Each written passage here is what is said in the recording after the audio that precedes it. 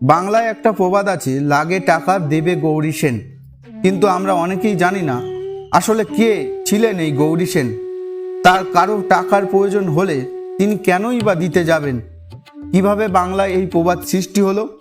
গৌরী সেন পুরুষ নাকি মহিলা, কাল্পনিক চরিত্র নাকি সত্যি ছিলেন? আজকের পর্বে সেই অদ্ভুত অজানা গল্প কাহিনী শুধুমাত্র ভারত ডায়েরি ইউটিউব চ্যানেলে।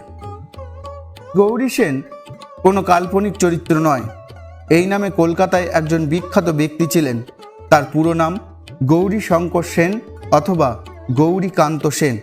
পিতার নাম নন্দরাম সেন। নামটা দেখেই বোঝা যাচ্ছে তিনি কোনো মহিলা নন।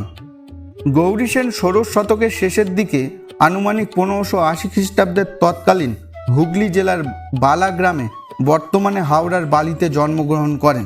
তাদের পূর্বপুরুষ পুরন্দর সেন সপ্তগ্রাম পতনের পর বালিতে এসে বসবাস শুরু করেন। প্রথম দিকে 1599 খ্রিস্টাব্দে গৌরীশঙ্কর পর্তুগিজের তৈরি ব্যান্ডেল চার্চের দেওয়ানের কাজ করতেন। পরে মুঘল শাসকের তৎপরতায় বৃদ্ধি হলে সাংসারিক পরিস্থিতি সামাল দিতে 1632 সালে বৈদেশিক ব্যবসা বাণিজ্য শুরু করেন। কাজের সূত্রে গৌরীশঙ্কর কলকাতায় আসেন। কলকাতায় বৈষ্ণবচরণ শেঠ নামক এক বিত্তবান ব্যবসায়ীর সঙ্গে অংশীদারিতে ব্যবসা শুরু করেন। কাপড়, শস্য, তেল, দস্তা ইত্যাদি ভালো বাজার ছিল সেই সময়।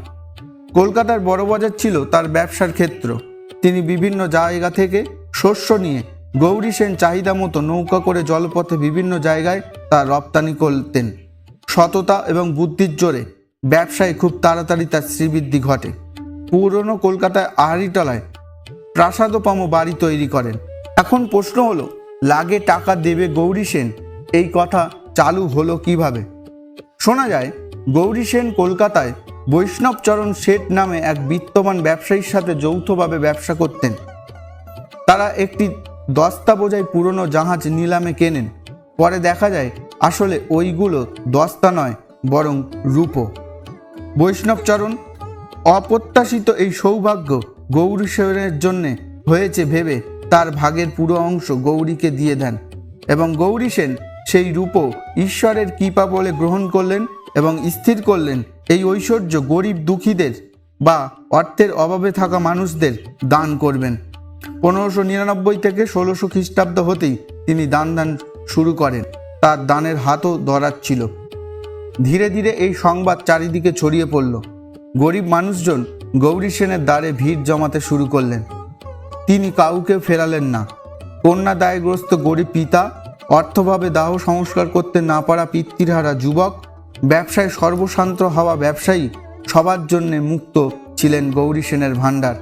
দিকের দিকে লোকে তখন কেউ অর্থভাবে পড়ছে বলে শুনত, তারা বলতো টাকা লাগবে, গৌরী সেনের কাছে যাও।